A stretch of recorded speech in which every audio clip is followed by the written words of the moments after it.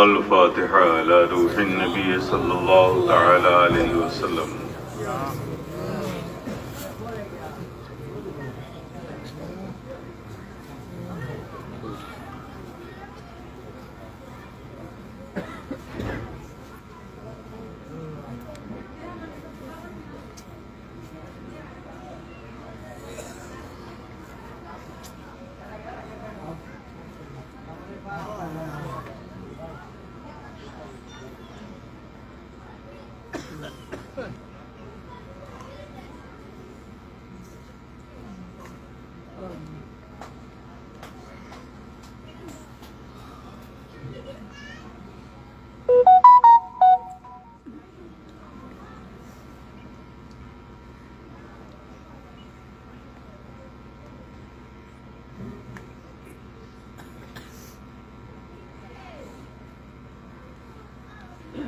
इन्नल्लाह व मलाइकतहु युसल्लूना अलन नबी या अय्युहल्लज़ीना आमनू सल्लू अलैहि व सल्लिमू तस्लीमा।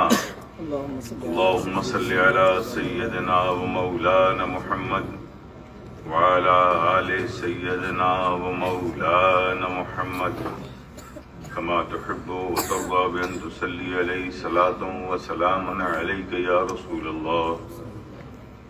सुब्हान रब्बिका रब्बिल इज़्ज़ति अम्मा यसिफून व सलामुन अलल मुरसलीन वल्हम्दुलिल्लाहि रब्बिल आलमीन।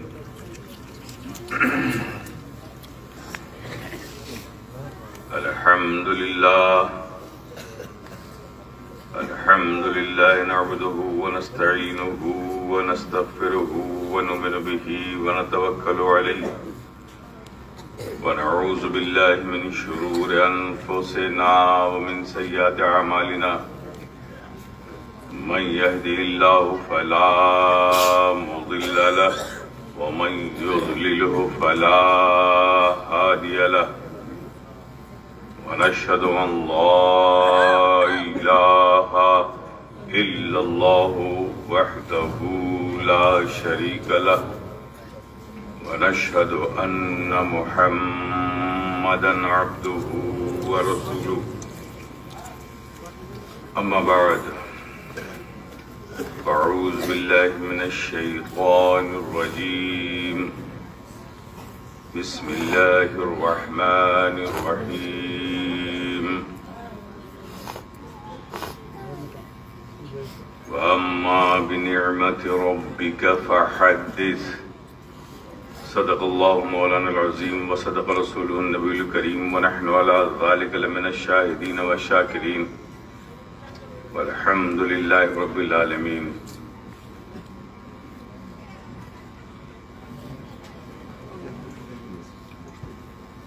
स्टेज पर उपस्थित उलमाए किराम, देवघर और आसे पासे काछे से आए हुए प्यारे प्यारे सुन्नी मुसलमान,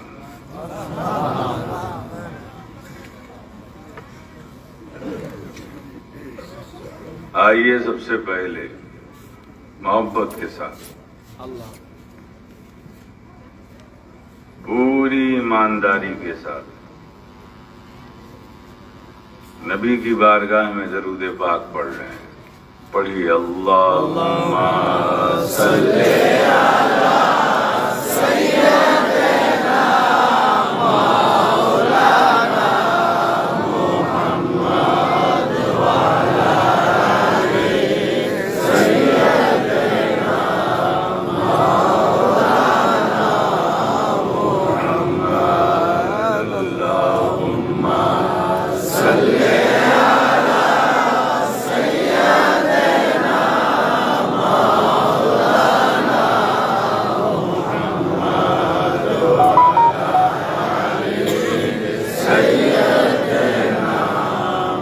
मौलाना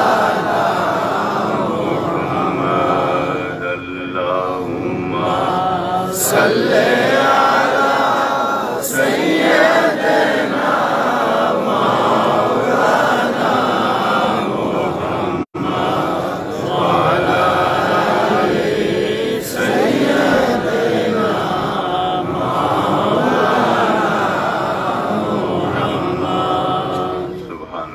इस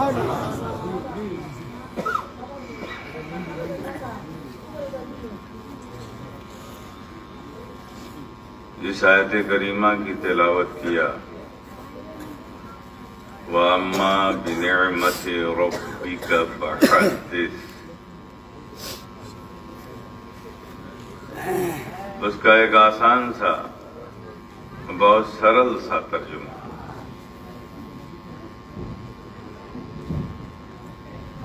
लफ्जी तर्जुमा नहीं, मफहूमी तर्जुमा, आपके समझने वाला तर्जुमा कर रहा हूं कि अल्लाह पाक इससे आपको क्या कहना चाहता है। अल्लाह पाक कहना चाहता है कि जो नेमतें हमने तुमको दी हैं उसका जिक्र करो, उसका चर्चा करो। क्या करो? जिक्र करो, उसका चर्चा करो, उसका चर्चा करो, जिक्र करो। अब जितने लोग यहाँ पर विराजमान हैं, जो अशरफी गुलाम हैं,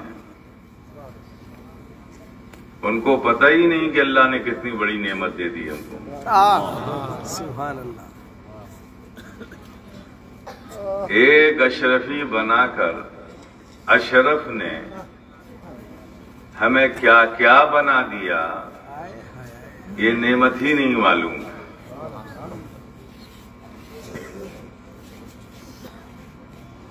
माशाअल्लाह बहुत सारे लोग अशरफी हैं, इसमें कुछ लोग अशरफी नहीं हैं, फिर भी मखदूम अशरफ जहांगीर समनानी से, सरकार कला से, शेख आजम से, अनवारुल मशाइख से मोहब्बत करने वाले भी होंगे। मुरीद ना हो सही, मोहब्बत तो करते हैं, हाँ हाँ, वो भी होंगे। तो मैं सोचता हूं आज आपको बताऊं मैं कि अल्लाह ने हम पर कितना फजल किया कि हमें अशरफ का दामन दे दिया, अशरफ की चौखट दे दी, उनकी निस्बत दे दी।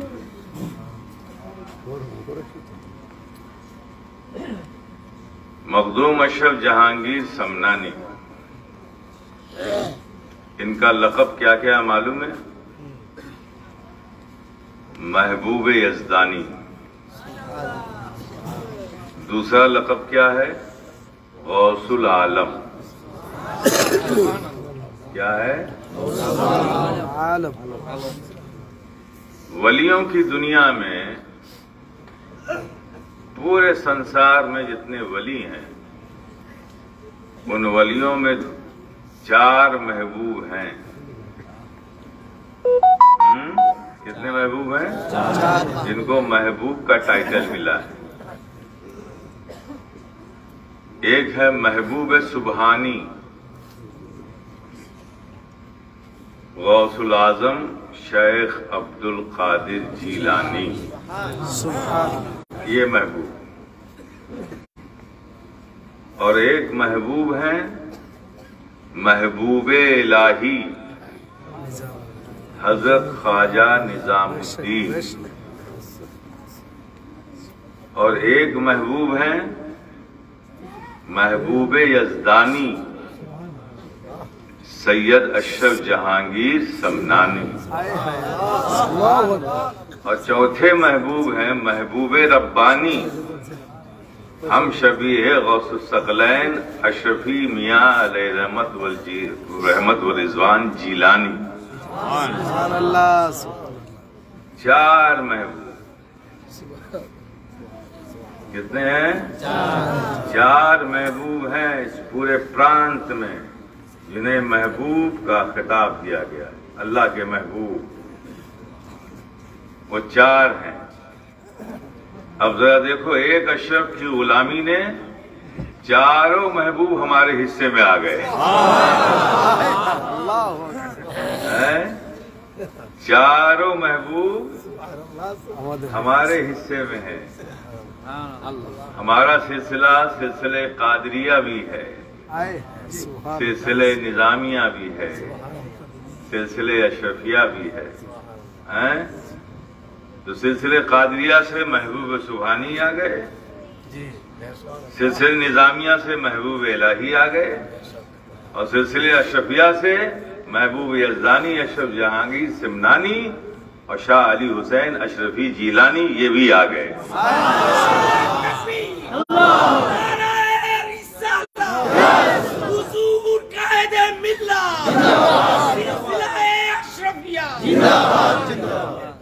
कितनी बड़ी नेमत अल्लाह ने हमें दी है। 4 महबूब अल्लाह के हुए जिन्हें अल्लाह ने महबूबियत का खिताब दिया। महबूब सुभानी, महबूब इलाही, महबूब यज़दानी और महबूब रब्बानी। तहदीस नेमत पर रब के फरमान के मुताबिक हम अल्लाह का शुक्र अदा करते हैं कि 4 महबूबों का फैजान अल्लाह ने हमारे नसीब में लिख दिया है।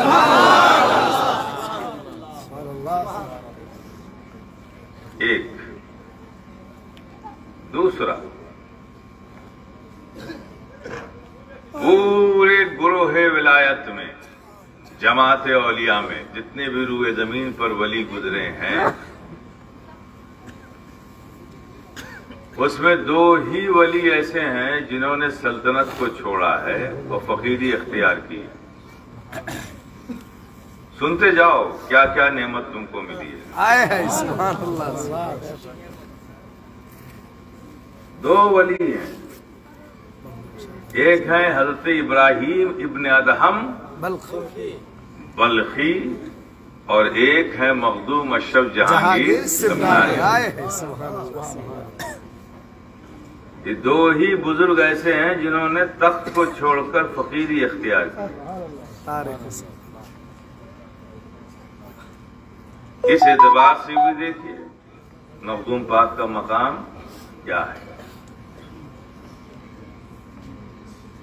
अब आइए, गुरोहे विलायत में 2 खिताब बिल्कुल अलग है। एक खिताब गौसे आजम और एक खिताब गौसुल आलम। तो गौसे आजम का खिताब महबूब सुभानी शेख अब्दुल कादिर जीलानी का है और गौसुल आलम का खिताब मखदूम अशरफ जहांगीर समनानी का। अब दोनों में कनेक्टिविटी क्या है ना? तो गौसे आजम की शख्सियत इस रूए जमीन पर गुरोहे विलायत में ताजदार की है। क्या है? सारे वलियों के ये ताजदार है। ठीक जी। और खुद फरमाते हैं बिलादुल्लाह मुल्की तहता हुक्मी, अल्लाह के सारे मुल्क मेरे हुक्म के मातहत हैं। ये कौन कहता है? बोलो, बोलोगे तो लगेगा कि कुछ समझ रहे हो। गौसे पाक कह रहे हैं। शेख अब्दुल कादिर जीलानी क्या कहते हैं? बिलादुल्लाह मुल्की तहता हुक्मी, अल्लाह के सारे मुल्क, इस पृथ्वी पर जितने भी मुल्क हैं वो सब मेरे हुक्म के अंदर में हैं। ये गौसे आजम ने कहा। गौसुल आलम महबूब यज़दानी सैयद अशरफ जहांगीर समनानी क्या कहते हैं? गौसे आजम है, ये गौसुल आलम ये क्या कहते हैं? अदवारे आलम का निजाम मेरे जिम्मा है। घबराइए नहीं, मैं इसको भी एक्सप्लेन करता हूं। वो क्या कहते हैं कि अदवारे आलम का निजाम मेरे जिम्मा है। ये अदवारे आलम का निजाम क्या मतलब? जो कुछ भी इस पृथ्वी पर मूव कर रहा है, मूवमेंट में है, जो कुछ भी हरकत में है, जो चल रहा है, ये पूरा सिस्टम, उसका मैनेजमेंट मेरे जिम्मा है। गौसे आजम कहते हैं कि मालिक अल्लाह ने मुझे बना दिया, सुभान अल्लाह। और गौसुल आलम महबूब यज़दानी कहते हैं कि इसका इंतजाम अल्लाह ने मुझे दे दिया। तो यानी कि गौसे आजम की होम मिनिस्ट्री का नाम गौसुल आलम अशरफ जहांगीर समनानी है। सुभान अल्लाह, सुभान अल्लाह। अब बताइए, गौसे आजम की होम मिनिस्ट्री से हमारा ताल्लुक है। हाय, हाय। हम कितने कीमती अशरफी हैं, है कि नहीं? बोलो ना। है ना? कभी समझा है अपनी कीमत को? नहीं समझा, नहीं समझा। समझो मेरे प्यारे, समझने की जरूरत है। क्या बताऊं क्या मिला अशरफ के मिल जाने के बाद, गौस व ख्वाजा मिल गए हैं आपको पाने के बाद। एक अशरफ मिल गए तो गौस आजम भी मिल गए और ख्वाजा खाजगा भी मिल गए। सुभान अल्लाह। तो बड़ा कीमती सिलसिला है ये, और आप उस बारगाह के गुलाम हो गए, मुरीद हो गए। मखदूम अशरफ जहांगीर समनानी की गुलामी आपने कबूल कर ली। तो जाहिर है कि जब सिलसिला कीमती, जिसके नाम से सिलसिला है, वो महान, वो कीमती, तो जो उससे जुड़ जाएगा वो भी कीमती हो जाएगा। होवे कि ना होवे? होवे ना। तो कभी सोचा है कि तुम कितने कीमती हो? नहीं सोचा। आज से सोचना। सरकार मखदूम अशरफ जहांगीर समनानी, गौसुल आलम, तारिकुल सल्तनत, महबूब यज़दानी, मीर सैयद ओहदुद्दीन सैयद अशरफ जहांगीर समनानी, ये आपका पूरा नाम है। ठीक है ना? और इस सिलसिले की एक खूबी और भी है, जिसे आप समझ ही नहीं पाए। जब से ये शुरू हुआ है, सुबह क़यामत तक यही उसूल, यही दस्तूर, यही कानून चलता रहेगा कि मुरीद किसी के भी हो, लेकिन कहलाओगे अशरफी। मेरा मुरीद को महमूदी नहीं ले सकता, सरकार कला का मुरीद कोई मुख्तारी नहीं ले सकता, शेख आजम का कोई मुरीद इजहारी नहीं ले सकता, अनवारुल मशाइख का कोई मुरीद अनवारी नहीं ले सकता। सबको हुक्म है कि मुरीद किसी की भी हो, लेकिन लिखो अशरफ के गुलाम अपने आप। ये भी सिलसिले की एक इनफरादियत है। सिलसिला आगे बढ़ा तो लोगों के नाम से सिलसिला चलने लगा, लेकिन 800 साल से ये दस्तूर कायम है और कायम रहेगा इंशाअल्लाह कि मुरीद किसी के भी होगे, कहलाओगे अशरफ जहांगीर समनानी के गुलाम। अशरफ से अशरफी कहलाओ। समझ रहे हो आप? ये निजाम है। और जितने अशरफी हैं वो किसी के जरिए बनाए गए, बाकी सब जरिया हैं। मखदूम पाक की गुलामी दिलाने वाले हैं ये, उनकी बारगाह तक पहुंचाने वाले हैं ये, लेकिन सब बनेंगे क्या? अशरफी। अब आप लोग उर्दू जानते नहीं हैं, लेकिन फिर मैं समझाता हूं। हर लैंग्वेज का एक अल्फाबेट्स होता है, जैसे ABCDEFGHIJKLMNOP, है ना? जी। वैसे उर्दू में भी है, अलिफ बे ते से जीम ए खे, है ना? ऐसे जी जी। तो ये पहला वर्ड क्या है? अलिफ। और सबसे आखिरी वर्ड क्या है? ये। और अशरफी का पहला वर्ड क्या है? अलिफ। और आखिरी वर्ड क्या है? ये।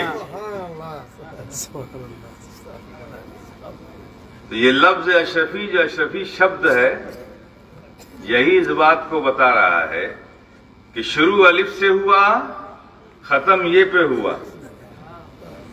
तो अब अलिफ और ये के बीच में सारे शब्द हैं। बे भी है, ते भी है, से भी है, जीम भी है भी है, खे भी है, रे भी है, दाल भी है, जाल भी है ना। अलिफ और ये के बीच में जैसे सारे शब्द हैं, अलिफ और ये ने जैसे सारे शब्दों को अपनी आगोश में ले लिया है, इसी तरह से अशरफी ने अलिफ से शुरू होकर ये पे खत्म होकर ये ऐलान कर दिया कि जैसे अलिफ और ये के बीच में सारे शब्द हैं, वैसे ही एक अशरफी अलिफ और ये पे खत्म होता है तो इसके बीच में सारे सिलसिलों का फैजान है, सारे सिलसिलों का फैजान है। अब आइए इस सिलसिले पे किसका किसका फैजान है। एक अशरफी आप बनोगे तो क्या क्या बन गए? आप कादरी बन गए, अशरफी बन गए, सुहरवर्दी बन गए, अशरफी बन गए, नक्शबंदी बन गए, अशरफी बन गए, शाजली बन गए, अशरफी बन गए, मुनव्वरी मुअम्मरी बन गए, अशरफी बन गए। अशरफी बने नहीं कि आप ये सारे सिलसिलों के फैजान के साए में आ गए, इसलिए कि सिलसिले अशरफिया को इन सारे सिलसिलों की इजाजत व खिलाफत है, सबका फैजान है इसको। ये एक बात हो गई।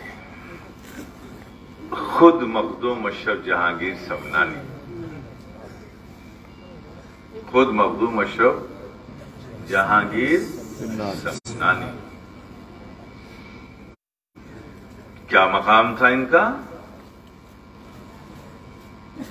सल्तनत कर रहे थे, बादशाह थे और बहुत अच्छी हुकूमत चल रही थी इनकी। दूसरी कंट्री से लोग माइग्रेट होकर सिमनान में आके बस रहे थे। इतनी अच्छी जीडीपी थी सिमनान की, इतना खुशहाल मुल्क था कि लोग दूसरी कंट्री से माइग्रेट कर करके आके सिमनान में बस रहे थे। यानी कामयाब बादशाह थे, किसी चीज की कमी नहीं थी। उलमा, मशाइख, सूफिया, अवाम, कारोबारी लोग दूसरे स्टेट से, दूसरी कंट्री से आके सब सिमनान में बस रहे थे। इतनी कामयाब सल्तनत थी।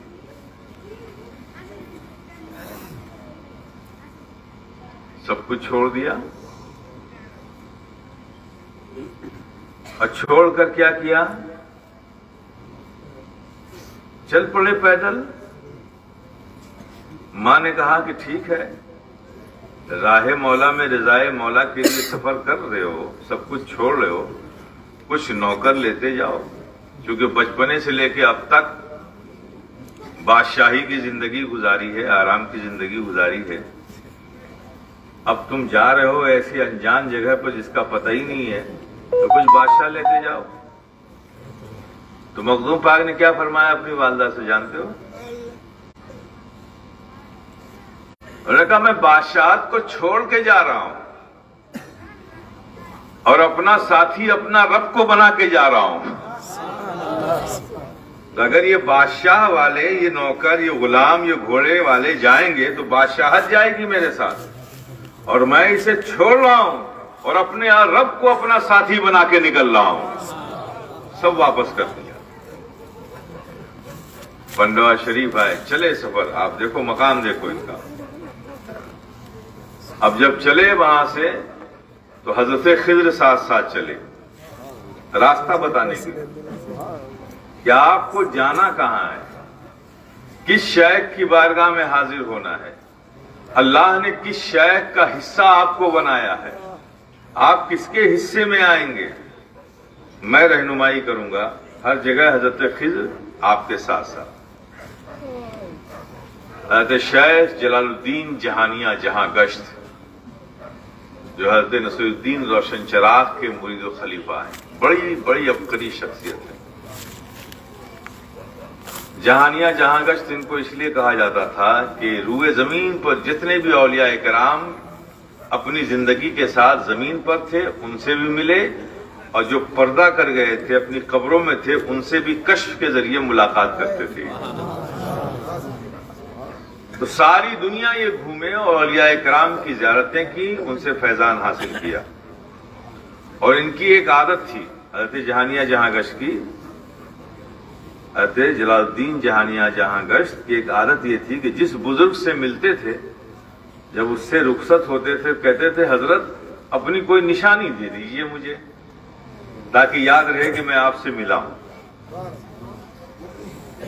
तो गुरोहे विलायत में हज़रत मखदूम जलालुद्दीन जहानिया जहांगश्त एक ऐसे बुजुर्ग हैं जिनके पास तबरुकात का अंबार है, ढेर है तबरुकात, जो कि कितने से मिले और सबसे लिया। आप समझिए ना।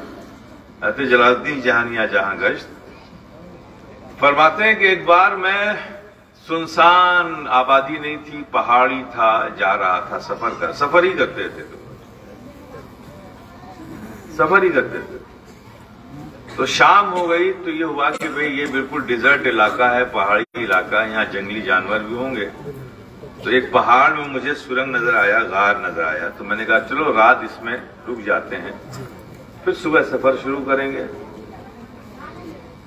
तो फरमाते हैं कि जब मैं गार के अंदर गया तो शाम हो चुकी थी, दिन डूब चुका था। तो मैं देखा अंदर एक रोशनी है। मैंने कहा इस बेआबान जगह पर रोशनी कहां से आ गई?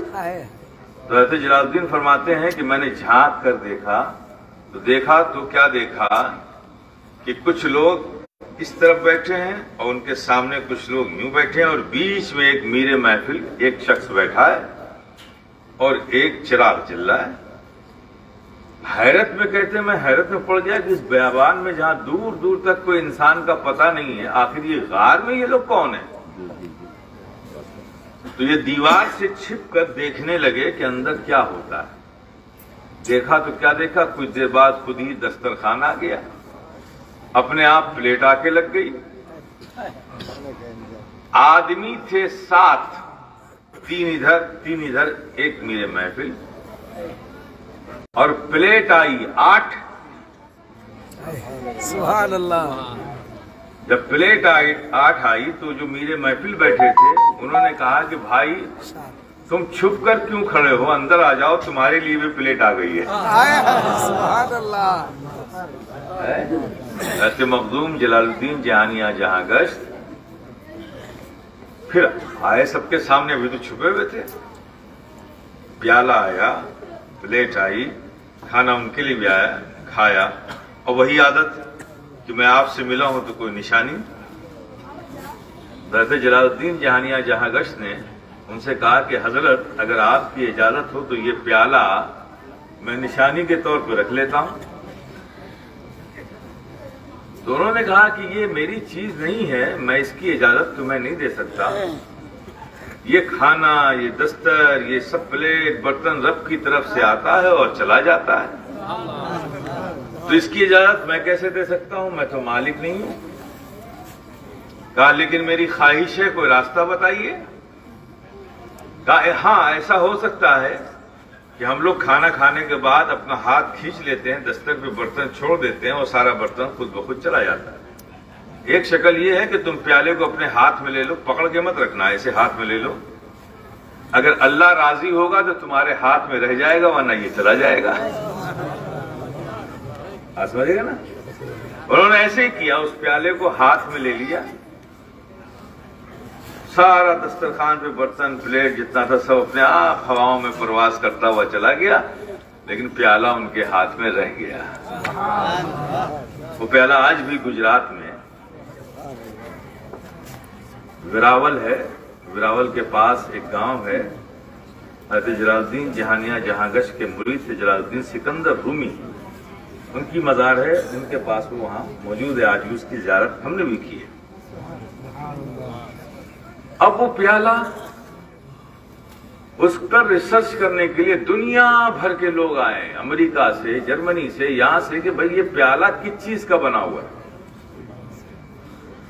और एक मोटी सी रजिस्टर रखा हुआ, मोटा, इतना मोटा रजिस्टर है। सारे बड़े बड़े साइंसदान वहां आए, लेकिन वो ये पता नहीं चला पाए कि ये प्याला किस चीज का है। पत्थर है, मट्टी है, लोहा है, लकड़ी है, क्या है ये?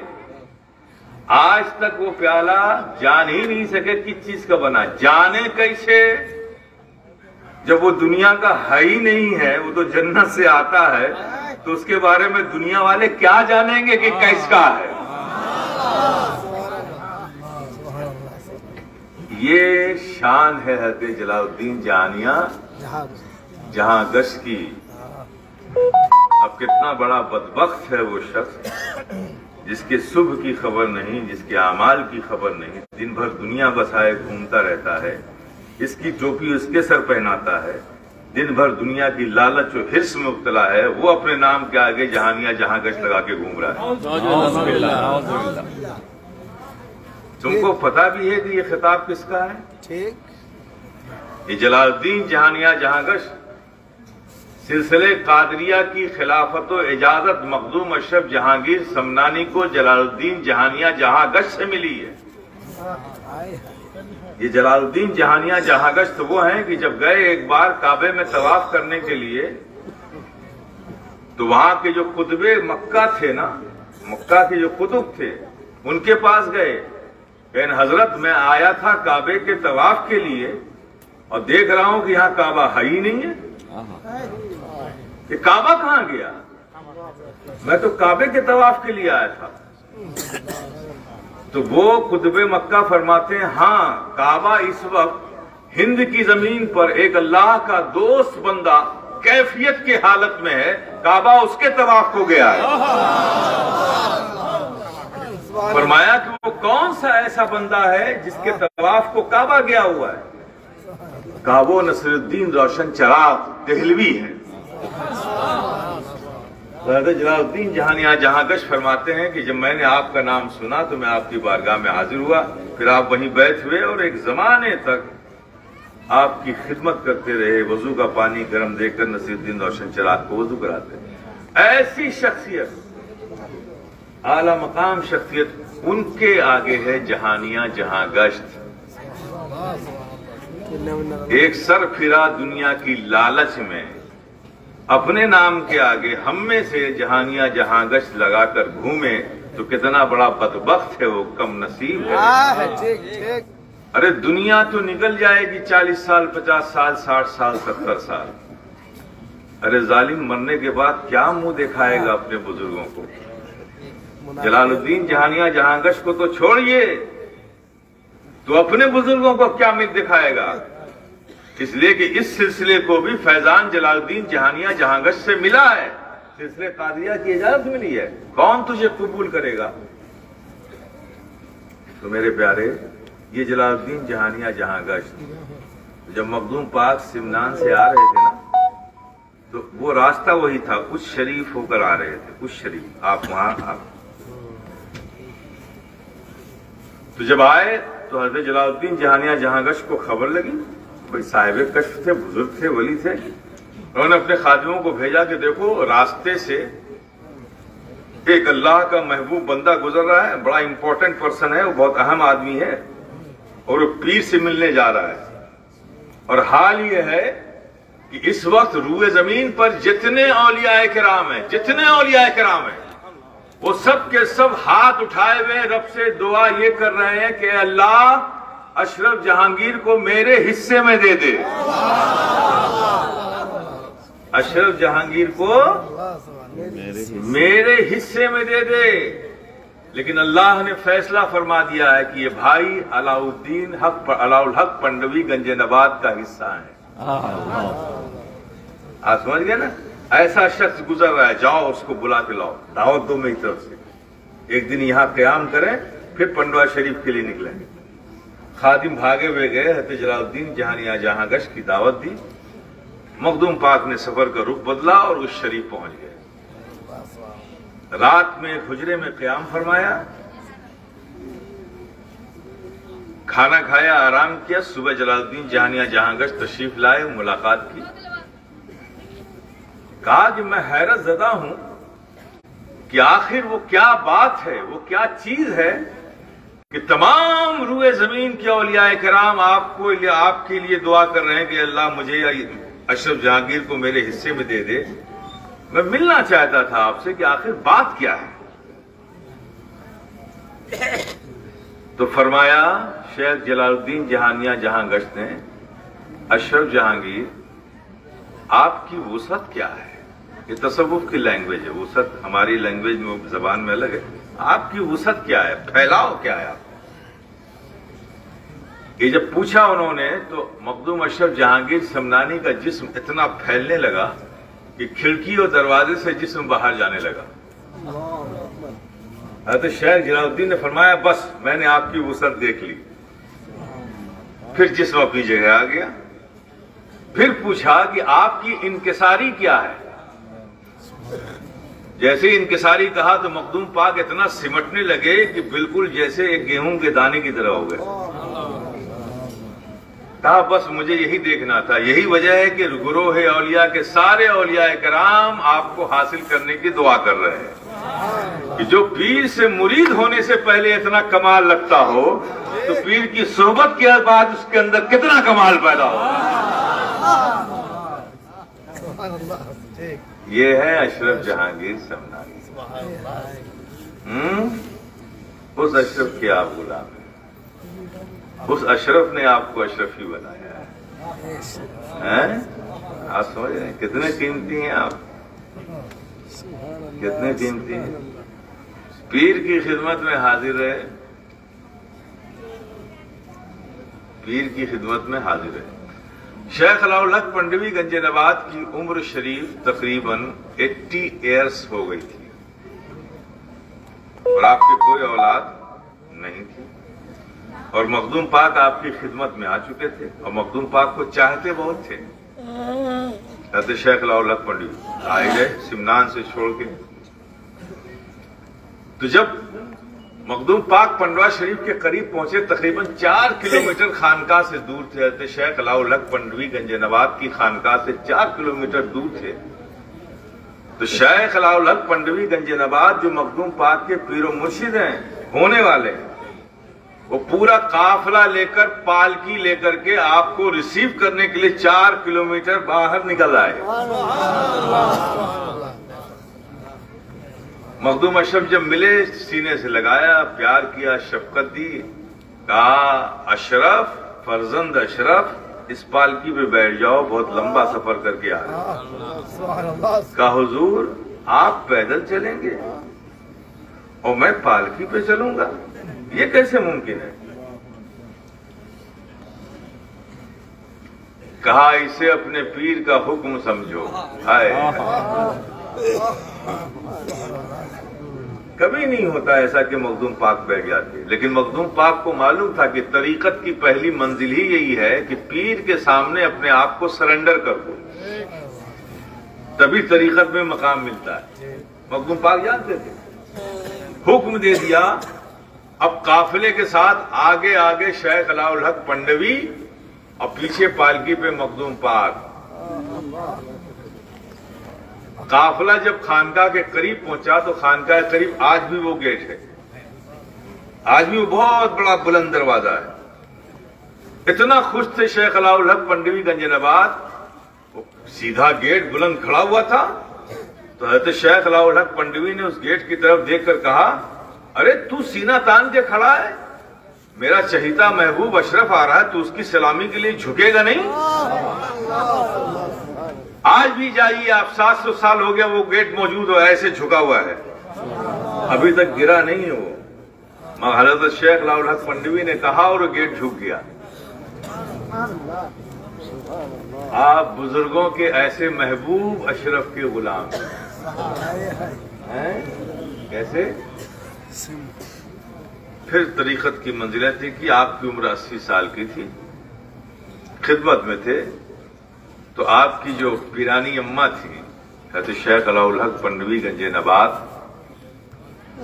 जाहिर है कि उनकी तो मां हो गई, पीरानी मां हो गई, तो भी बहुत शफकत करती थी मखदूम अशरफ पे। तो उन्होंने एक बार मखदूम पाक से कहा बेटा मुझे अल्लाह का शुक्र है कि सब कुछ मिला, मेरा शौहर अल्लाह का महबूब बंदा है, मैं नाज करती हूँ कि मैं ऐसे की बीवी हूँ, लेकिन एक ताना जो है ना मुझे बड़ा परेशान करता है कि जब गांव की औरतें आती हैं मेरे पास तो ये ताना देती हैं कि इतने बड़े वली की बीवी है वो गोद खाली है। अगर मुझे कुछ वो अजियत दें तो मुझे तकलीफ नहीं है, लेकिन तुम्हारे पीर के हवाले से लोग मुझे ताना देती हैं तो मुझे दुख होता है। क्या होता है? दुख होता है।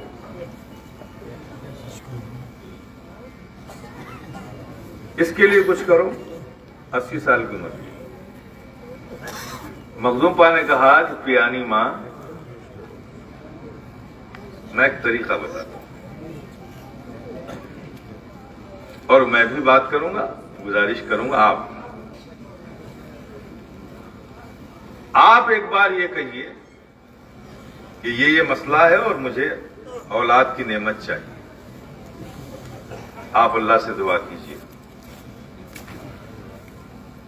और वो कहेंगे कि अल्लाह ने तुम्हारे नसीब में औलाद नहीं लिखी है, मैं इसमें कुछ नहीं कर सकता। तो आप ये कहिएगा औलाद हो जाए, भले ही वो फिर दुनिया से चली जाए, लेकिन हो तो जाए। आप ये कहिएगा, कम से कम पे ये सौदा कर लीजिएगा। अब देखिए मखदूम पाक तरीका बता रहे हैं। मखदूम पाक के तरीके के मुताबिक यही हुआ। कहा याद रखना अपना वादा, होगी औलाद लेकिन बचेगी नहीं। औलाद तो हो जाएगी लेकिन बचेगी नहीं। हज़रत नूर कुतुब आलम पंडवी, आपके शहजादे मखदूम पाक के पीरजादे पैदा हुए। अब पैदा होने के बाद नहलाया उलाया गया, वो वक्त गुजर गया, पाक साफ करके हज़रत शेख अलाउल हक पंडवी गंज नवात हुजरे में आए, अपनी बीवी से कहा कि तुम अलग हो जाओ, मलकुल मौत इसकी रूह कब्ज करने के लिए आए। वादा था ना, पैदा तो होगा लेकिन बचेगा नहीं। मखदूम पाक ने समझा रखा था कि जब वो आके कहेंगे कि मलकुल मौत रूह कब्ज करने के लिए आए हैं, तो आप ये कहिएगा कि मैं दुनिया की वो वाहिद बदनसीब मां होंगी जो अपने बच्चे को बिस्मिल्लाह खानी भी नहीं करा सकी, अल्लाह का नाम भी नहीं सुना सकी। कम से कम बच्चा आया है तो अपनी जुबान से अल्लाह का नाम तो ले ले, इतनी मोहलत तो दे दीजिए। ये कहिएगा आप। जब हज़रत शेख अलाउल हक पंडवी आए तो यही बात कही जो मखदूम पाक ने समझाया था कि मैं कितनी बदनसीब मां होंगी कि मेरा बच्चा पैदा हुआ और मैं उसकी जबान से अल्लाह का नाम भी नहीं सुन सकी। तो इतनी मोहलत तो मिल जाए, कम से कम वो बिस्मिल्लाह पढ़ने के लायक हो जाए। आप समझिए। तो हज़रत शेख अलाउल हक पंडवी गंज नवात ने रब से दुआ की, हज़रत मलकुल मौत लौट गए, रब का फैसला बदल दिया।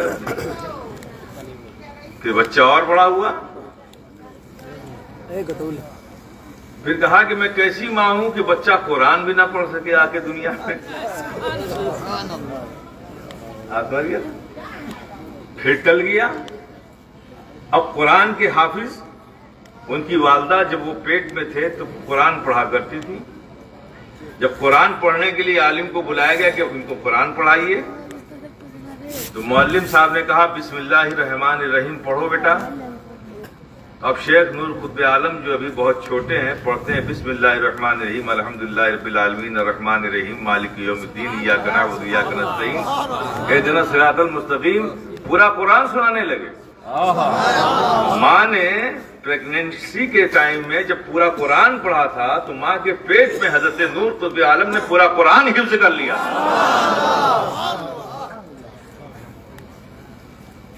अब वो वक्त भी गुजर गया। अब क्या है, मलकुल मौत आए हैं, अब जाना होगा। कहने लगे मैं कितनी बदनसीब माँ होंगी कि माँ तो बनी लेकिन अपने बच्चे की शादी भी न देख सकी। और ये सब मखदूम पाक सिखा रहे हैं उनको, हैं? फिर आए कि अब वक्त आ गया, अब जाने दो। उन्होंने कहा मैं कितनी बदनसीब हूं कि अपने बच्चे का चेहरा भी ना देखूं, बहू भी ना देखूं, शादी भी ना कर सकूं। कहीं शादी तो हो जाएगी लेकिन तुम्हारी बहू बेवा हो जाएगी। शर्त मंजूर है? कहा मंजूर है। शादी हो जाए ठीक है, बहू को मैं रख लूंगी। वादा याद रखना। कहाँ याद है? बड़े हुए शादी हो गई। अब क्या बचा है? फिर मखदूम पाक ने समझाया कि अब ये बचा है अब आप कुछ मत कहिएगा, वो जो आपकी बहू है ना, जब वो आएंगे तो उसी को भेज दीजिएगा। जब वो आएंगे कि अब जाने का वक्त हो गया, मलकुल मौत आ गए हैं, जाना है, तो फिर बहू कह दीजिएगा वो कदमों में गिर जाए और कहे कि मेरा क्या कसूर है कि मैं अभी सुहागन बनी हूं और अभी ही अभागन बन जाऊं, मेरा क्या कसूर। आप कुछ मत कहिएगा, बहू को भेज दीजिएगा। ऐसे शेख अलाउल हक पंडवी गंजनवाज जब कमरे में आए, कहा कि बस अब सारी बातें खत्म, अब वक्त जाने का हो गया है, मलकुल मौत आए, हटो। तो वो बेचारी जिसकी शादी अभी हुई थी, दुल्हन बनी हुई थी, सीधे कदमों में आके गिर गई। कहा हुजूर मेरा क्या कसूर है, मैं अभी सुहागन बनी और अभी अभागन हो जाऊंगी। तो बिल आखिर मखदूम शेख अलाउल हक पंडवी को कहा कि भाई ये औरतों के मामलात बड़े अजीब हैं, अल्लाह से दुआ की, मलकुल मौत से कहा कि अब जब इनकी मर्जी होगी आना। तो देखिए क्या ताल्लुक। फिर आपको पता है मखदूम पाक ने शेख नूर कुतुब आलम की पंडवी की पैदाइश पर इतना खुश थे कि अलम लेकर पूरी खानकाह में हक हक हक हक का नारा लगाते घूम रहे थे। और जिस हुजरे में हजरत नूर कुतुब आलम की पैदाइश हुई थी, मखदूम पाक ने उस पर लिखा है कि जो इस हुजरे को क्रॉस कर जाएगा ईमान की हालत में, अल्लाह पाक उसके नसीब में जन्नत लिख देगा। आप सोचिए, आप उस अशरफ के गुलाम, कभी सोचा है आपने? नहीं सोचा। रहते मखदूम अशरफ जहांगीर समनानी, बर्फ शॉर्ट करता हूं, फिर असल मतलब पे आता हूं। रहते मखदूम अशरफ जहांगीर समनानी एक बार बीमार पड़े, काफी उम्र हो गई थी आपकी उम्र शरीफ। रहते शेख नूर आलम पंडवी कुतुब आलम पंडवी जो आपके पीरजादे थे, उनको खबर हुई तो पंडवा शरीफ से 1500-1600 किलोमीटर का सफर करके किचौचा शरीफ आए। किस लिए आए? इयादत करने के, ताजिद की इयादत करने के लिए, जो आप बीमार हैं। मुलाकात हुई, कहा कि अल्लाह पाक आपकी उम्र में बरकत दे, आपको सेहत दे। किसी बीमार को देख के आप भी ये कहते हैं ना जी, यही कहते हैं ना जी। तो हज़रत नूर कुतुब आलम पंडवी ने भी मखदूम पाक से ये कहा कि मुझे खबर मिली तो मैं आया, अल्लाह पाक आपको सेहत दे, सेहत कामिला अता फरमाए, आप खूब सेहत हो। और जैसे ही दुआ देनी शुरू की तो हज़रत मखदूम पाक ने फरमाया नूर कुतुब आलम पंडवी से कि शहजादे खुदारा आप अपनी जबान को रोकिए। इस फकीर ने फिराक में, बहुत जुदाई में बहुत दिन गुजार लिए, अब रब से मिलने की लज्जत पा लेने दीजिए। अब जुदाई में रहा नहीं जाता, विसाले यार चाहिए, इसलिए आप दुआ ना कीजिए हमारे लिए। और शहजादे खुदा की कसम जिसके कब्जे कुदरत में मेरी जान है, अल्लाह ने मेरे पीर के सदके मुझे इतना इख्तियार दिया है कि मैं अपनी मौत को जब तक चाहूं अपने दरवाजे से लौटाता रहूं।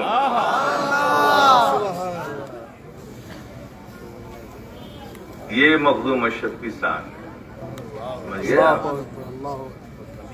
तो एक सिलसिला, पीर कोई भी हो, बनेंगे आप अशरफी। एक खानका वो चली आ रही है। अब्दुल रज़्ज़ाक़ लुलैन जानशीन थे, उसके बाद नस्लन बाद नस्लिन वो जानशीनी, हर सज्जादा नशीन ने अपने बाद जो सज्जादा नशीन होगा वो उसका इंतखाब करके जाता है, चुन कर जाता है।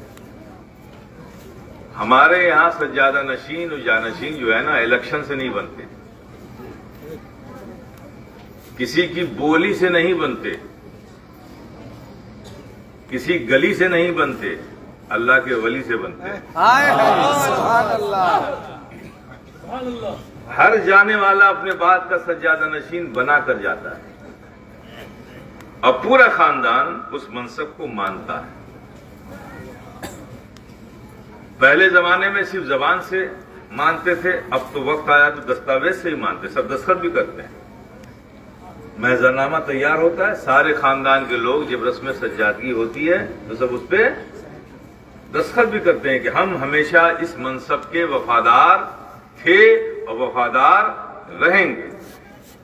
ये सबकी सिग्नेचर है। तो हमारे यहाँ एक ही सिलसिला है, एक ही खानका है। खानका का हर फर्द उस मनसब के ताबे है, चाहे मनसब पे बैठने वाला छोटा हो और जो मनसब पे नहीं है वो बड़ा हो, वो बड़ा भी उस छोटे का ताबे हो जाता है मनसब के लिहाज से। जैसे हमारे सरकार कला हुजूर उम्र में छोटे, आपके चचा बाहयात थे पीर मुस्तफा मियां, और वो भी मजहूब कामिल थे, विलायत के मकाम पर थे। मुहद्दिस आज़म हिंद आपसे बड़े थे, आपके बहनोई भी थे, बड़े भाई की तरह थे। ये दोनों मौजूद हैं, लेकिन मनसब पर कौन था? सरकार कलाम।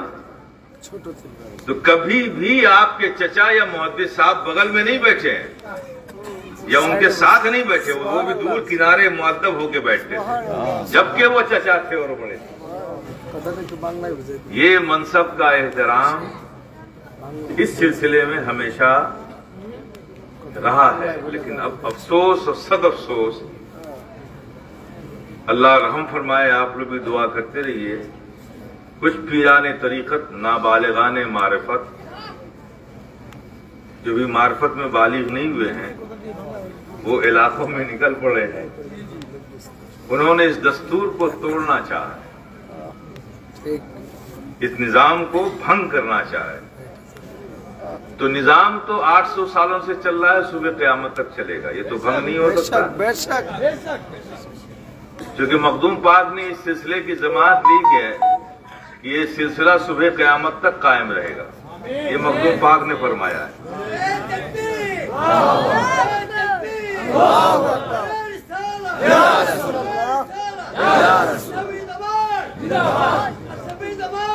बस मैं आपको सिर्फ एक बात समझाता हूँ, एक ही निजाम था, एक ही निजाम है और एक ही निजाम चलेगा।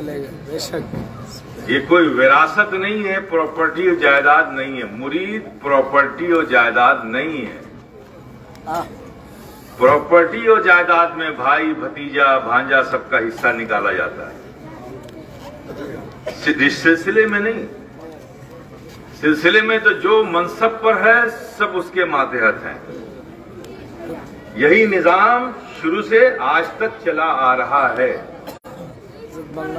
जो मनसब पे बैठा होगा वो जिस एक्टिविटी को सर्टिफाइड करेगा वही मुरीदों में चलेगी, और जिसे वो नहीं मानेगा वो मुरीदों में नहीं चलेगी। ठीक, क्योंकि मुरीद कोई प्रॉपर्टी नहीं है, मुरीद तरीकत है, रूहानियत है।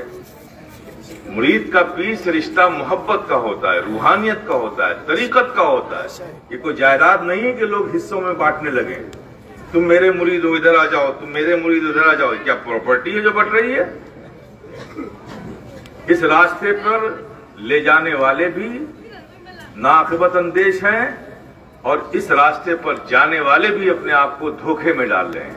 ठीक, हमारा सिलसिला एक है, हमारी पहचान एक है, हमारे सिलसिले का ताजदार एक है, हम सब उसके गुलाम हैं, हम सब अशरफी हैं। बस हमारी पहचान यही काफी है। आपस में मोहब्बत के साथ रहो, इंशाअल्लाह मौला ताला जिस भी पीर से मुरीद होके मखदूम अशरफ तक पहुंचे हो, उनके वसीले से तुम्हें मखदूम अशरफ का फैजान मिलता रहेगा। मखदूम अशरफ का फैजान मिलता रहेगा। भाई हम लोग तो बांटने वाले हैं ना, नेमतें बांटने की जिम्मेदारी दी है, हम बांट रहे हैं। अब देने वाला अगर देना ही बंद कर देगा तो हम बांटेंगे क्या? और देने वाला उसी वक्त तक देगा जब तक कि आप उस निजाम के वफादार रहो। अगर उस सिस्टम से आप ही बगावत कर गए तो आपको देगा क्यों? और जब उसको खुद नहीं आएगा तो वो आपको क्या देगा? ये सोचना आपका काम है। ये तरीकत है, तरीकत रूहानियत है, कोई बाजारू चीज नहीं है, दुनिया की चीज नहीं है कि आप अपनी अकलों से सोचिए क्या करना है। जो बुजुर्गों का बनाया हुआ निजाम है उस पर साबित कदम रहिए। समझ गए आप? जितने भी लोग हैं उनकी निस्बत करना, मोहब्बत करना, ताज़ीम करना, दावत खावा दावा, नो प्रॉब्लम। लेकिन कोई तहरीक, कोई तंजीम, कोई ऑर्गेनाइजेशन कोई कुछ लेके आता है तो उससे पहले पूछा यह जाएगा कि तुमको मरकज से इसकी परमिशन है कि नहीं। अगर मरकज से परमिशन है तो कोई बात नहीं, अगर मरकज से परमिशन नहीं है तो फिर मरकज ऐसी किसी भी फाउंडेशन, किसी भी तहरीक, किसी भी तंजीम के साथ मरकज नहीं है। अब जो लोग जाते हैं वो अपनी आकबत के बारे में खुद सोचे, हमें उसमें कुछ नहीं कहना। बुजुर्गों के रास्ते से हटकर आपको अगर कोई फलाह और सलाह की राह मिलती है तो आपको मुबारक हो। एक जिम्मेदार होने की हैसियत से आज की तारीख में मैं ऐलान करता हूं, मुझे मनसब पर बिठाया है, किसी इलेक्शन ने नहीं बिठाया है, सरकार गला ने बिठाया है, शेख आजम ने बिठाया है।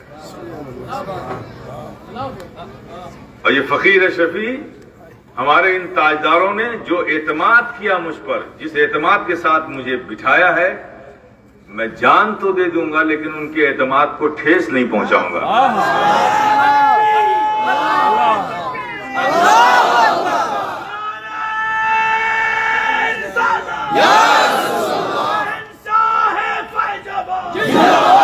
आप ये समझ लीजिए, जो जिम्मेदारी मुझे दी गई है सिलसिले के वक़ार को बचाने की, सिलसिले के तकद्दुस को बचाने की, सिलसिले की अजमत को बचाने की, बुजुर्गों की 800 साला खिदमात, उन खिदमात के फैजान को लोगों तक पहुंचाने की, मैं जिंदगी की आखिरी सांस तक अपनी पूरी कुव्वत लगाकर अजमत बचाऊंगा भी, फैजान पहुंचाने की कोशिश भी करूंगा। इसलिए कि मुझे खूब पता है, आप भूल गए हो, मुझे पता है कि मरने के बाद सबसे पहले जो मेरी मुलाकात होगी मेरे पीरो मुर्शिद से होगी। और जब वो पूछेंगे कि तुमने 707 साल के सिलसिले की जिम्मेदारी मैंने तुम्हें दी थी, तुम खामोश तमाशाई बने बैठे रहे, ये जिम्मेदारी निभाई, तो मैं क्या जवाब दूंगा? मेरा इख्तलाफ किसी से नहीं है, मैं किसी से इख्तलाफ नहीं करता।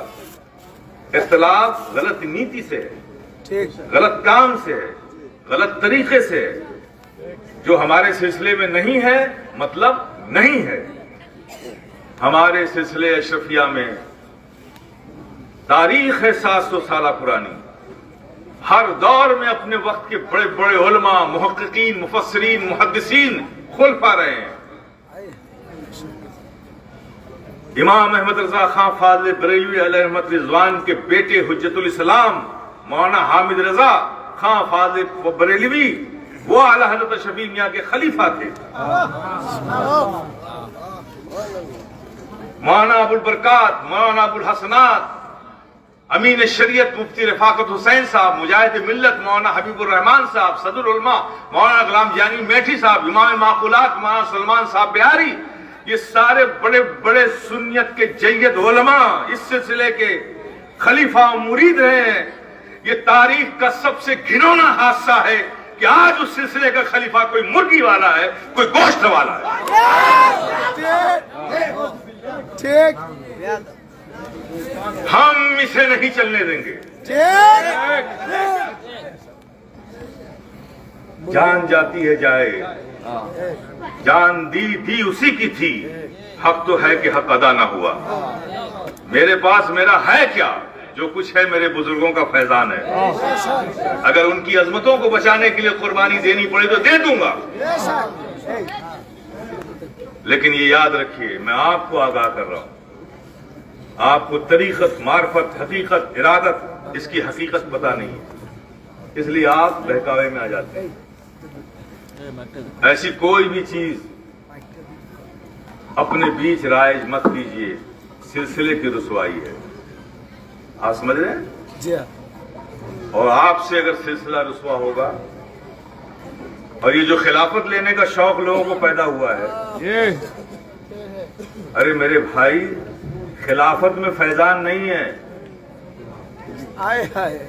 शायख का गुलाम बन जाने में फैजान डाला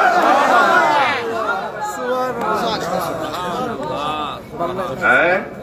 जिससे मुरीद हो उसके गुलाम बन जाओ, यही बहुत काफी है। अगर खलीफा ही बनना हो तो जिसके गुलाम उसके खलीफा बनो ना। हैं? मालदार बाप के बेटे होकर भी जाके बाजार में भीख मांग रहे हो क्या? जिस बुजुर्ग से मुरीद हो वहां क्या कमी है जो गैरों से भीख मांगते फिर रहे हो? चाहे सरकार कला के मुरीद हो, चाहे शेख आजम के मुरीद हो, चाहे अनवारुल मशाइख के मुरीद हो, चाहे मेरे मुरीद हो,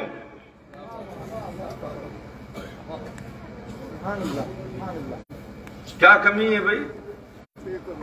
गुलाम बनने की कोशिश करो। यकीनन हजरत सैयदना सिद्दीक अकबर का मकाम बड़ा ऊंचा है। अफजलुल बशर बाद अल अंबिया बित्तहकीक है। नबी के बाद जो मकाम सैयदना सिद्दीक अकबर का है वो किसी का नहीं हो सकता। ये एक हक है, हकीकत है। अल्लाह के प्यारे हबीब ने उन्हें खिलाफत के मनसब पर फायज फरमाया। तो बैठे ना जी हाँ। हजरत बिलाल खिदमतगार थे, उन्हें तो खिलाफत नहीं दी ना, नहीं दी ना।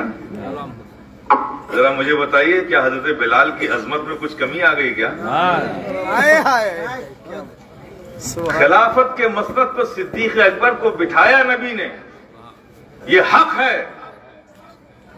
लेकिन हजरत बिलाल की खिदमत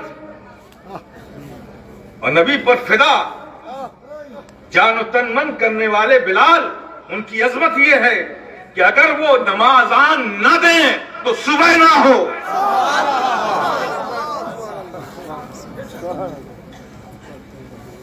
तो ये खिलाफत की भूख निकालिए अपने अंदर से। अपने आप को इस लायक बनाओ कि खुद नजर पड़ जाए और खिलाफत तोहफे में अता हो जाए। वरना ये खिलाफत सारी आफत है, खिलाफत नहीं है। क्या है? आफत। ये आफत है। ऐसी किसी भी खिलाफत को मैं रिकॉग्नाइज नहीं करता हूं, उसे कंडम करता हूं। वो सिलसिले अशरफिया की खिलाफत नहीं है।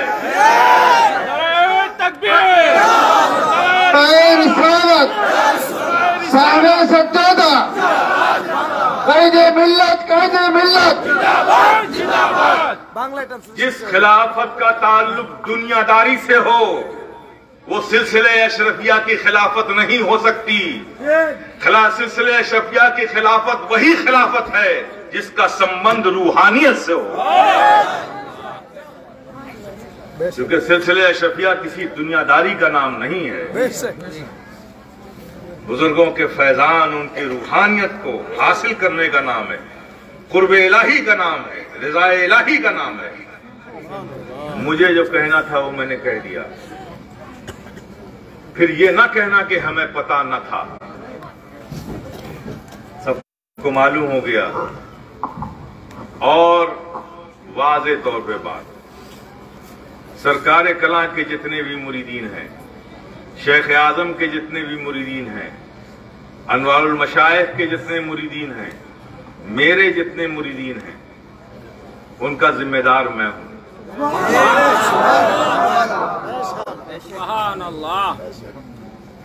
अगर बाकी लोग भी आना चाहते हैं आ जाए, कोई बात नहीं। लेकिन अगर वो चंद मुरीदों को बना के अलग जाना चाहते हैं तो हमें उससे कोई फर्क भी नहीं पड़ता है। वो खुश रहें, आबाद रहें, शाद रहें, फी अमानिल्लाह, कोई मसला नहीं। लेकिन जो शेख आजम से हैं, सरकार कला से, अनवारुल मशाइख से हैं, जो मुझसे हैं, खबरदार खबरदार, रोकिए अपने कदमों को, वरना पीर की नजरों में गिर जाइएगा। हमारे बुजुर्ग दुनिया से जरूर जाते हैं लेकिन खत्म नहीं हो जाते। वो अपने कब्रों में जिंदा रहते हैं। तुम उन्हें याद करते हो तो तुम्हें देखते भी हैं, तुम उन्हें बुलाते हो तो तुम्हारे लिए वहां से दुआएं भी करते हैं। ये मत समझ लेना कि अब वो नहीं है जो तुम चाहो करोगे।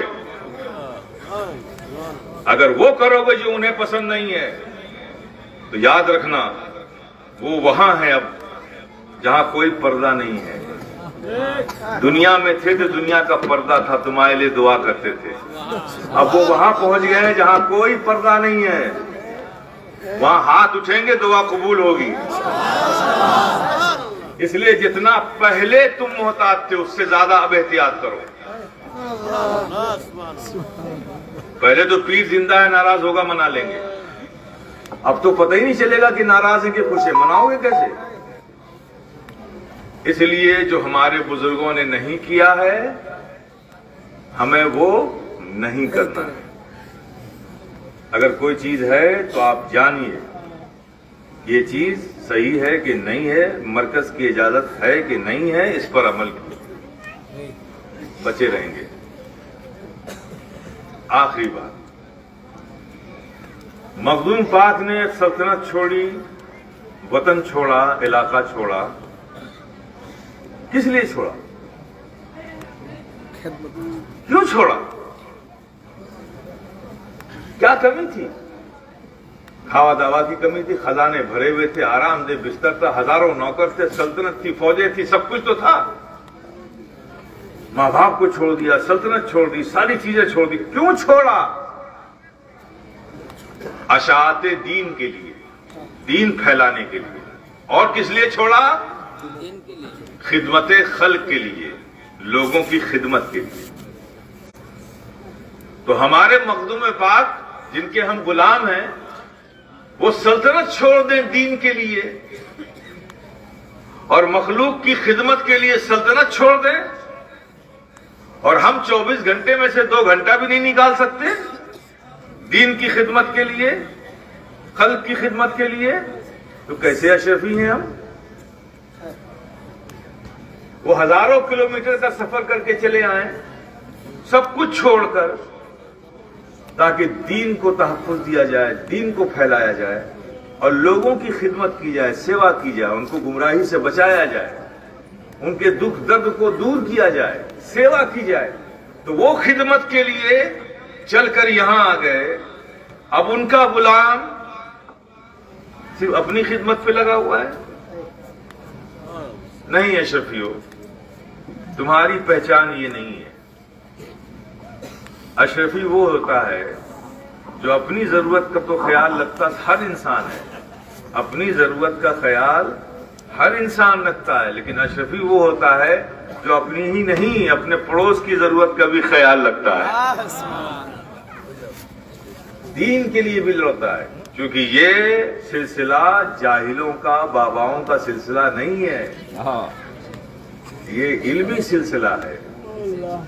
हर अशरफी को ये कहा जाता है कि जब दीन की बात आए, दीन की खिदमत की बात आए, तो बढ़ चढ़ कर हिस्सा लो, बढ़ चढ़ कर हिस्सा लो। और जब खिदमत खल्क की बात आ जाए तो घर से फौरन निकल जाओ उसकी खिदमत के लिए। और तुम निकलोगे तो रब का वादा है, रब का वादा है कि अगर तुम अल्लाह के दीन की मदद करोगे तो अल्लाह तुम्हारी मदद करेगा और तुम्हें कम नहीं होने देगा। इन तंसुरुल्लाह युंसिरकुम व युसब्बित अक़दामकुम, कि अगर अल्लाह के दीन की तुम मदद करोगे तो अल्लाह तुम्हारी मदद करेगा और कभी कम नहीं होने देगा। समझ गया आप मेरी बात? पूरी ना समझे तो कुछ तो समझे होंगे, हैं? कुछ मैं थोड़ा सा एक्साइटेड हो गया था, जज्बाती हो गया था, क्योंकि बात जब सिलसिले की आती है, बुजुर्गों की आती है, तो जज्बात बढ़ ही जाता है। चूंकि लगा है, धक्का लगा है, धक्का लगा है, सिलसिले की रुसवाई हुई है। फेसबुक पर आज हमारे जो हमसे हसद रखते थे सिलसिले अशरफिया से, उनको मौका मिल गया है कि 1 रुपए में सिलसिले अशरफिया की खिलाफत बट रही है। ठीक है सर, ठीक है। और फेसबुक एक ऐसा प्लेटफॉर्म है कि दुनिया उसे देख रही है। लोग मेरे पास फोन कर रहे हैं कि क्या हो रहा है, ये मैं क्या जवाब दूं कि क्या हो रहा है।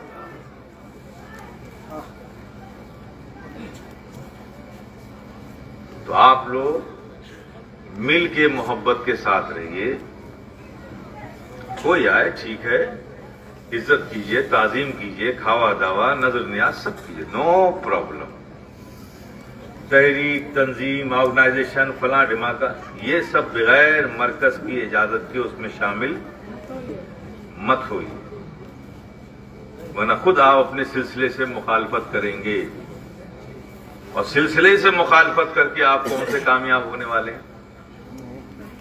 तो ऐसी चीजों से अपने आप को रोकना है। जहां दीन की खिदमत की बात आए, जो अल्लाह ने तुम्हें इस्तिताअत दी है, दीन की खिदमत करो। खिदमत खल्क की बात आई, जो अल्लाह ने दिया है, जो ताकत दी है, जो कर सकते हो उसमें बढ़ चढ़ कर हिस्सा लो। ये बुजुर्गों की खुशी का सामान है। जब हमारे बुजुर्ग खुश होंगे तो जाहिर है जो दुआ करेंगे तो अल्लाह हमारी खिदमत को कबूल फरमा लेगा। सीधी सी फिलॉसफी है। खूब मेहनत करो, खूब कमाओ, खूब खाओ, खुश रहो, आबाद रहो, शाद रहो। हम जैसे लोग यही दुआ देते रहेंगे, दुआ देते रहेंगे। बाकी हमें आपसे कुछ चाहिए नहीं। हाँ, जब भी मैं करूंगा अपील तो दीन के लिए करूंगा। मैं आपको जब भी दावत दूंगा दीन की खिदमत के लिए, जब भी आपको दावत दूंगा खिदमत खल्क के लिए दूंगा। और यही हमारे बुजुर्गों की तारीख रही है। कभी अपने लिए किसी को दावत नहीं दी कि भाई आओ मेरी मदद करो। बेहमदी ताला ये फकीर भी अपने बुजुर्गों के रवायात पर कायम है। अल्लाह से दुआ करता है कि अल्लाह पाक जिंदगी की आखिरी सांस तक उस पर हमें कायम रखे। जिस दरगाह से जिस चौखट से दुनिया को सुल्तानी मिलती हो, क्या कमी है मेरे मखदूम की चौखट पे। तो मुझे लोगों की मदद की जरूरत नहीं है, मेरे मखदूम का दर सलामत रहे। लेकिन मैं आपको जब दावत दूंगा तो दीन के लिए दूंगा। मैं जब भी दावत दूंगा तो खिदमत खल्क के लिए दूंगा। बाकी आप मुझसे कोई और दावत नहीं पाइए, सिर्फ दुआ ही मिलेगी आपको, बाकी मुझे कुछ नहीं चाहिए। तो जब दीन के लिए आपको आवाज दिया जाए, दीन की अशात के लिए, दीन की खिदमत के लिए या खिदमत खल्क के लिए, तो हाँ, उसके लिए जरूर आप लोग आगे बढ़कर हिस्सा लीजिए, क्योंकि ये आपके लिए आखिरत का सामान बनेगा और आपको दुनिया में भी अल्लाह पाक आपके रिस्क में इजाफा फरमाएगा, आपके बुजुर्ग भी खुश होंगे और अल्लाह पाक आखिरत में भी आपके साथ भलाई के मामलात फरमाएगा। मैं समझता हूँ जितना आप अगर समझ गए तो काफी है। व आखिर दावाना अल्हम्दुलिल्लाहि रब्बिल आलमीन।